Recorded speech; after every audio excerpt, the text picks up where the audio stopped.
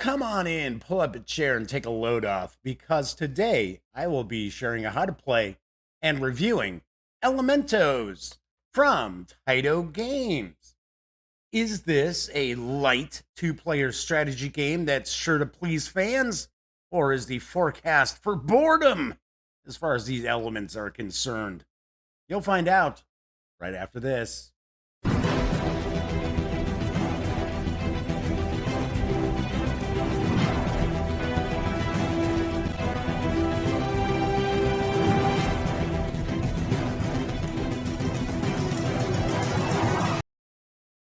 Howdy, howdy, howdy, gang. Yes, I'm Jeff McAleer, back once again as your host here at the Gaming Gang channel. As I mentioned in the open, I am going to share a how to play and review Elementos, which is from Tyto Games. This is designed by Sharon Katz, who also pulled double duty as the artist as well on this release. The game is for two players, ages 7 and up, plays in around 15 minutes, and does carry an MSRP of $24.99.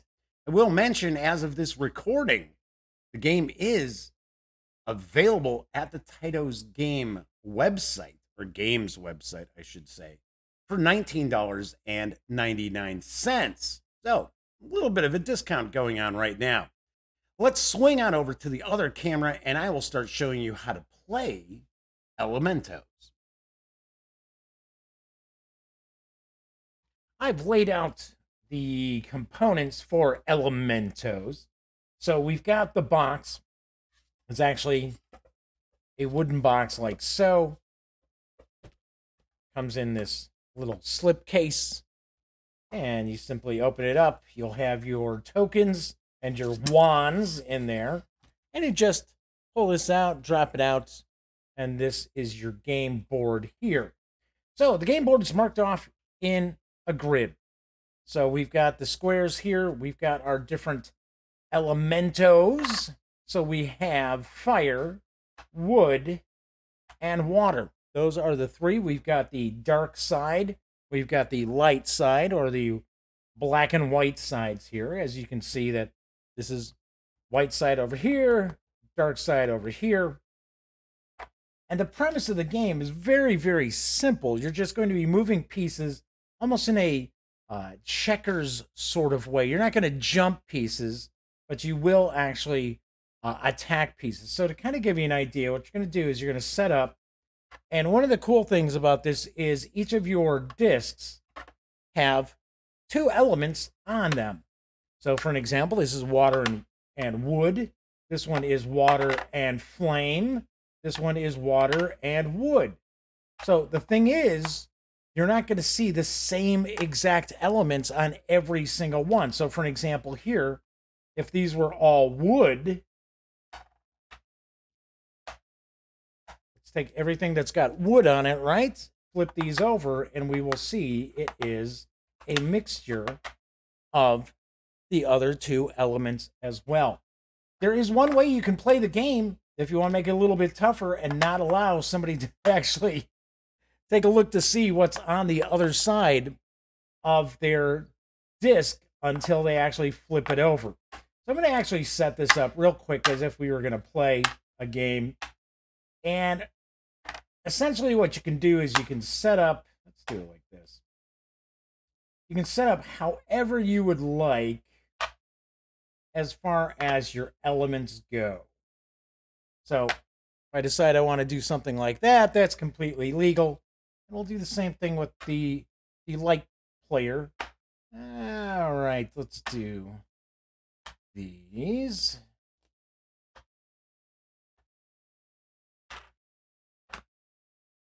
Okay, so you have these little wooden dowels, actually, and these are considered your wands. And the actual object of the game is to get your wand into the last row of your opposing player.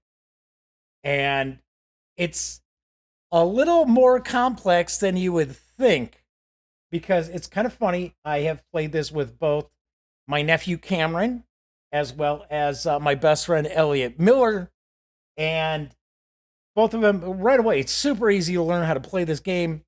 not so simple to figure out how to play this well. So every turn, you have options available to you. Your options are move a piece. So you can move a piece forward, you can move a piece diagonally, you can move a piece from side to side. You can never go backwards. You can flip over a piece to change it to its other element side. You can also move your wand to a corresponding disc here. Once again, never going backwards. So you can never go backwards. Very, very important to keep in mind. So if you move all your pieces out and somehow your opponent's wand kind of gets behind your lineup, then you're in trouble because you can't go backwards and stop them. Other thing that you can do is if you have a piece that has your wand in it, you can only move forward with that piece. That is the only thing that's the only legal move for something like this. A disc that has the wand in it may not be attacked. So it is effectively invincible. So to kind of give you an idea, you're going to start off and you're going to put your wands in the center. If you want to make the game a little different, you can also put the wands all the way into the last rows like that. But kind of give you an idea of how the game actually plays. And the rules are just simply one sheet. That is it. That is the whole sheet. We do have multiple languages. Very cool. Very nicely done. And I can see this game is easily playable for ages 7 to 77 because it has an interesting amount of strategy involved in it that isn't apparent to the naked eye. So let's say the light side player goes first. They move one, and we'll move like that. So the way this works is a bit of a rock, paper, scissors as far as the elements. So fire destroys wood, wood absorbs water, and water extinguishes fire. Simple enough. So in a setup like this, it's sort of like, what's going on with this guy here? Because this fire can take him out. So this light player might decide, okay, well, I'm going to flip. Oh, look at that. Now it's water. And it would come down to, okay, now it's the dark side. They decide, okay, they're going to flip. Well, water versus water is not going to do anything.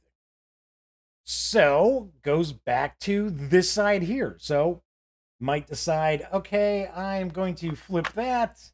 Oh, it's all fire. That's not looking all that great. And then we'll move this. We'll flip this. Ah, damn, it's all water. What's going on here? Now, as you're playing, if you're playing kind of like easier rules, you can always flip it over and take a peek to see, okay, what is the element on the other side? Like I said, there is a variant of the game where you can't actually look to see what's on the other side unless you choose to flip it over. So that can make the game really, really interesting. It does make it quite a bit harder to actually win, especially for those of you out there who don't have real good memories as far as what would be on the other side of these once you flip them over. So, as an example, let's say, let's do this just for kicks. So, let's say it's the light player's turn. They would move like so, and as we mentioned before, water extinguishes flame. That would be out of the game. So now it would be the dark player. All right, well, they move up like so. Now, remember, they're invincible with this wand in here, but they can still attack as long as they move directly ahead. So it would now be the light player's turn, and let's say, okay, as an example, they decide they're going to move their wand, which is a legal move. They could do that. Then goes the dark player again. See, flip that over. Now it's the light player. Now the light player is in trouble here because, remember, wood absorbs the water.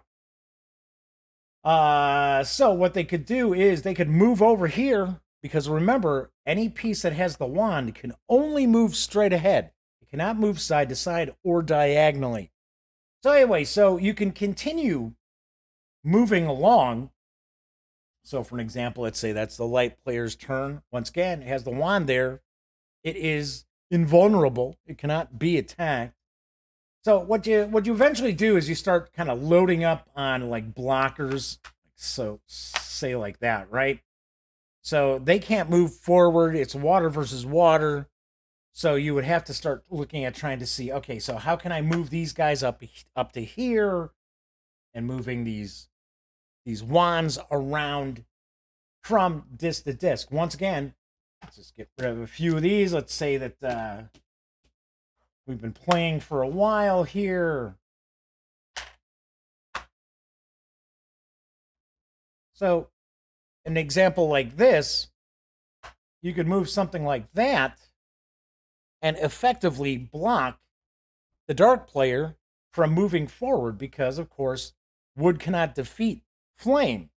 So the whole point would be you would need to get other discs kind of like leading the charge, and then you are able to move your wand from spot to spot. Or, of course, see, like that, that's a legal move. I could do that if this is my turn and I had it set up like this.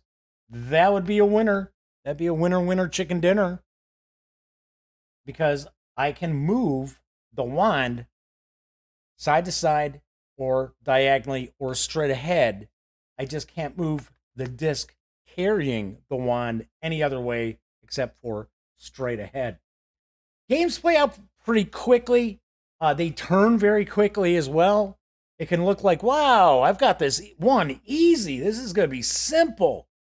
And then all of a sudden, you've got your opponent in your rear rank, and you've lost the game. Games play out. I haven't seen any of the games we've played last more than, say, 15 minutes. Really, really like this design. It is loads of fun. I do have to ding this a little bit because of the components. Now, the box itself is nice. These discs are nice. I like their, it's wooden discs. But problem is, and I'll show you, you can kind of probably see from the bag that the discs come in. Get these out of the way. Paint is flaking off of these discs. And there's a finish to them. But you can even see, just from, maybe you can pick this up on my finger, there's even a little flake of the paint here. So, unfortunately, I have the impression that as you play, you're going to see more and more of this paint flake off of these, which is very unfortunate, because this is a game that's perfect for just about any age. Other aspect of the game you might have noticed right off the bat, I'll get these pieces off the box/board. You notice, see how this line's like kind of broken, kind of doesn't go all the way through. This is not cut. There's no little divots or anything like that where the paint could have like been in a recessed area. So as we've played, I've noticed just from moving the pieces, and we're not, like sliding them across. I mean, we're just kind of, mainly picking them up. I've even seen some of this coming off. So once again, I don't see this holding up to a lot of play designed as it is. That said, I mean, it is a $24.99 game, which I believe is on sale right now as of this recording for $19.99. So a $20 game, you're getting a lot of gameplay out of. Unfortunately, we do have the issues with the flaking paint, as well as this seemingly rubbing off. And we have not played this more than, I'd say, a dozen times. So, and, I'm a reviewer. I take care of games. I don't just throw things around. So, outside of that, though, this is a lot of fun. This is loads and loads of fun. So, let's swing on over to the other camera. I will share my final thoughts and give Elementos my review score.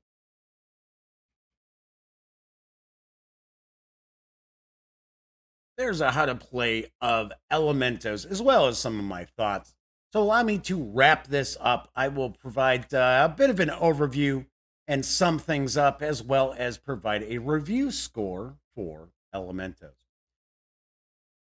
There's two sides of this coin, gotta say. On one side, really like the game. I think the game is a lot of fun.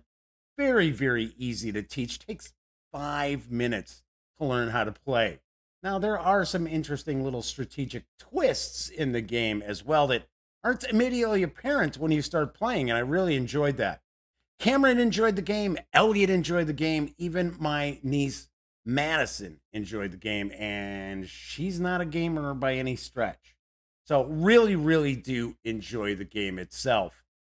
The other side of the coin, I'm a bit concerned with the paint quality, the approach as far as the paint being applied to the discs and the box.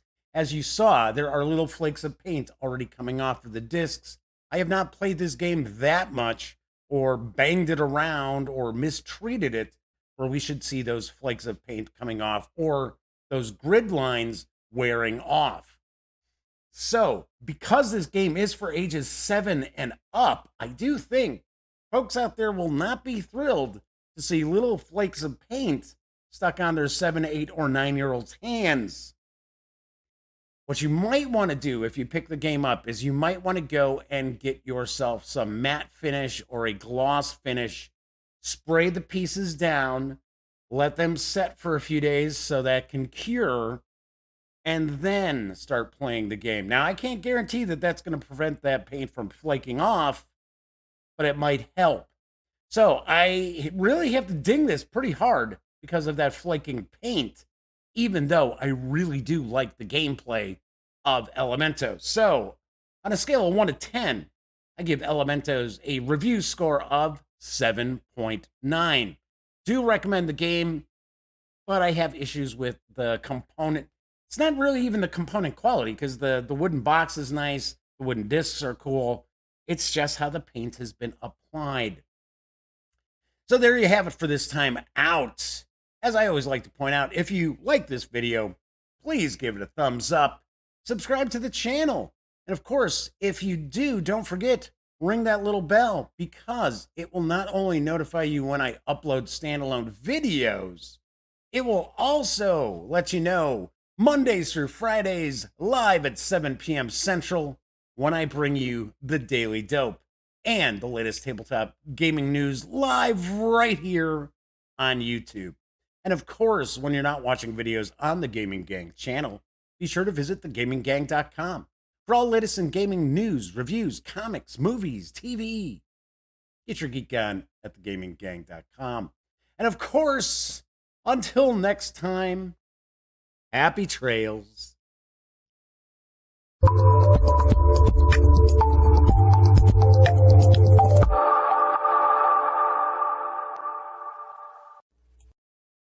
Zoobity-bitty-bitty-boo-boo. Zoobity-bitty-bitty-boo. Zabba-dabba-dabba-dabba-bum. Zibbit. Whoa, hey. I didn't realize that you were still here. Well, if that's the case, then allow me to share the following information with you that I only have 20 seconds to do. So let's all take a deep breath. So if you would like to subscribe to the Gaming Gang channel, please click right here. If you want to check out the latest episode of the Daily Dope, click right here. And if you'd like to check out a randomly selected standalone video, by all means, click right here. Once again, I'm Jeff McAleer, and thanks for watching.